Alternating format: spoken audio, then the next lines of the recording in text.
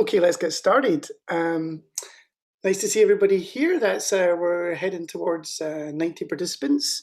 So it's nice to see you all here and welcome. So we're going to have 2 days of 51 papers from the Nordics broadcasted to you over Zoom. I should ask you that it'd be nice if you can tweet about what's going on in these 2 days, and also if you're talking, publicize your talk. Twitter is always a good place to do that. We're using the hash Kai Nordic 2020 as a hashtag. I want to thank my co-organizers for helping me put this together. We managed to put this event together in 3 weeks. Quite quickly. So obviously we've had to kind of do things quite quickly and put them together. So we had to also kind of rely on the help of others. So Riaz Sharik, Ira Lampinen, Donny McMillan, and Casper Kalgren also helped behind the scenes. If you have any problems with connecting, or if any of our streams go down, you can send us an email at help@kainordic2020.org. And obviously, with something new like this, things are going to go wrong. So please be a little bit patient with us and the technology. If also, particularly if Arthur's Wi-Fi connections aren't so good and their streams go down and the like, please just be patient with us and the technology. So just to give you a little overview of how we're going to be doing this, we've got so many papers that we're presenting. We're going to have to split the event into 3 different tracks. So there's 3 different Zoom meeting rooms. Make sure you click on the correct link for the correct session. We'd actually put together these nice URLs, but they sort of seem to be not acting up a little bit. So you'll see in the program that we've actually put in the direct Zoom meeting links, so make sure you click on them. And we've also got YouTube live streams. They're kind of overflow rooms. They also work as well if you don't want to install Zoom for whatever reason. You can just go to the YouTube stream. One slight problem with that, though, is that you can't ask questions. It's really helpful for us if you ask questions. This is going to be a kind of different sort of event than I guess what we're used to. And it's also for speakers, we really wanted to make sure that they have a long bit of time to get some questions from you. So please ask your questions. Please make the effort to actually engage with the speakers. The way that we're going to do it is that when you want to ask a question, wait until the speakers finish their talk. Type your question into the chat, and then the chair, there's chairs for each session. They're going to ask you to speak your question, and then you should unmute yourself. And then when you unmute yourself, you can actually ask the question, and the speaker can answer. So we're really hoping to get a little bit of discussion going on. As you know, with these kind of these online chats and like this, things can be a little bit more clunky. Sometimes there can be a little bit more silences, but I'm hoping that we still get some good discussion going. There's 10 minutes for each presentation, and there's 10 minutes for questions that we've left for each speaker. A last request is, we realize not everybody can do this, but if you can turn your video on while you're participating, that is really great. I think it's really good for speakers to get that feeling that people are there. So if you feel comfortable with it and you can, please put your video on. It also helps us get a real kind of feel for who's participating as well. And I'll repeat the stuff just at the end, so we're kind of sure about how we're going to work with this new technology.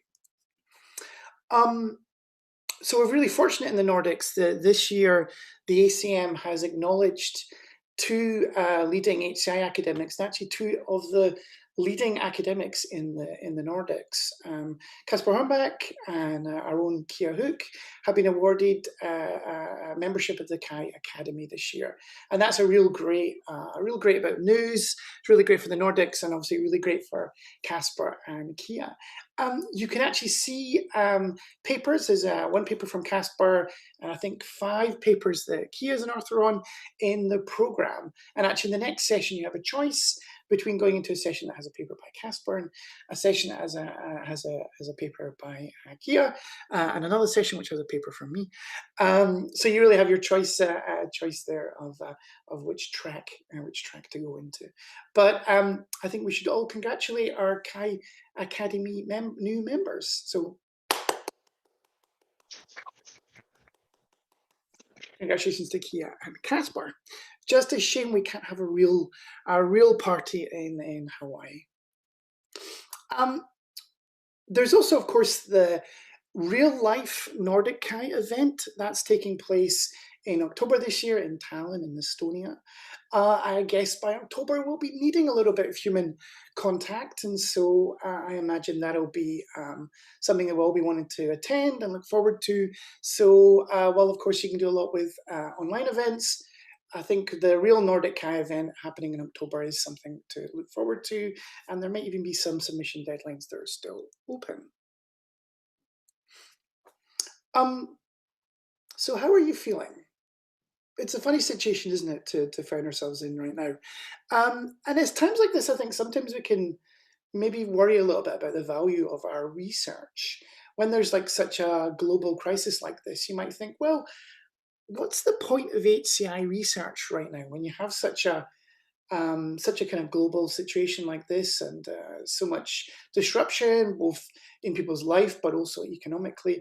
You can think maybe that HCI research isn't perhaps so important.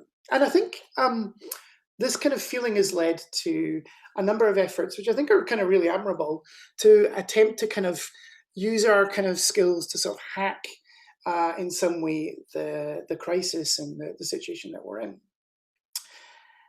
But I don't think we are going to hack our way out of this coronavirus situation, or indeed the big economic troubles that we're facing that are going to happen afterwards as well. If there's anything I think that this situation teaches us, it's the importance of expertise. Expertise of all sorts of different sorts, but of course, medical expertise most immediately. Michael Gove, who is still a cabinet minister in the UK, during the Brexit arguments in my home country, said that people in this country have had enough of experts. And I think that's a kind of quote that really hasn't aged well, because in a situation like this, we really need experts of different sorts. But do we need HCI experts? Well, if you think of what we're doing just now today, and if we think of how the situation for people around the world has been bearable, that's relied upon communication technologies that on the whole rely on the kind of innovations that we in HCI have pioneered. And it's also not just expertise that we need right now to kind of deal with this as it goes on. We're going to need interdisciplinary expertise and people who can work together across different disciplinary boundaries. And one of the things I think that's really important about HCI is it's possibly one of the most successful interdisciplinary communities that we have. We've really kind of contributed not just to making these kind of technologies work, but also knowing when these technologies aren't working. About 5 times a day, I try and leave a Zoom meeting. I say goodbye to everybody and I hit the leave button, and up comes this little message box saying, do you want to leave the meeting? And I'm kind of stuck to kind of find my mouse and move over and leave the meeting, thus kind of not quite doing the leaving from the meeting quite well. I think the kind of observations that we can make in HCI are not just about creating new tech tools, but also critiquing and fixing issues with tech tools as they exist already. And it's not just for utilitarian or work purposes, I think, that the kind of things that we've been doing are important. If you actually look at what people have been doing with the lockdown, you see that they've been using online technologies to actually not just do work, but to enjoy themselves, to get social interaction with each other. There's been online concerts, there's been yoga practice, there's been dance parties, there's even been children's parties and online weddings. And while maybe some of these work and some of these don't in different ways, I think it is a kind of thing to make us realize that when in this situation, what people need is they need social connection and they need something that they can enjoy. And these online experiences, I think, are actually going some way to dealing with that. And I think that's one of the distinctly Nordic Kai things, isn't it? That we've been doing, isn't it? Is we've been focusing not just on these kind of utilitarian uses of technology, but these more kind of enjoyable uses of systems. It's not to say that these things are going to always work. I don't think we're going to be selling our Glastonbury tickets just yet. Some of the online events might not be quite as smooth as we want them to be, and it's not to say that all of them are going to continue after the current situation. But I do think, though, that these technologies point into the value and the importance of online experiences, sociable online experiences, and enjoyable online experiences that we've pioneered looking at in the Nordics and in HCI. So we're going to have a couple, I think, really enjoyable days ahead of us. But of course, we're not going to get to go to Hawaii. And if you're anything like me, you're probably a little bit sad about that. But there are good sides. We don't have to take that horrible long flight. We don't have to go through US immigration control, which is always an experience. Obviously, this is going to be a more sustainable event. It's open, it's free, and really we're going to get this chance, I think, to see and discuss these best Kai papers from Sweden, Denmark, Norway, and Finland. So I think it's really, really interesting to have a kind of different style of Kai event like this. And well, maybe we'll continue this in future years.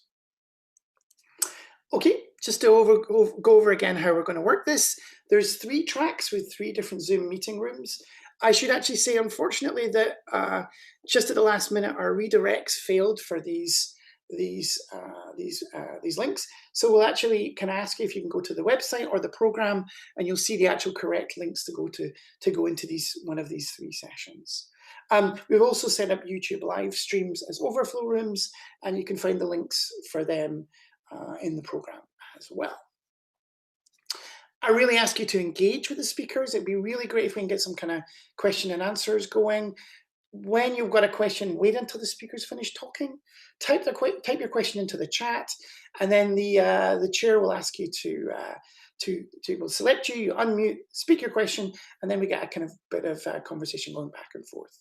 And then I ask you again, if you can, please turn your video on. It's really great to see you, particularly for the speakers who are going to be presenting.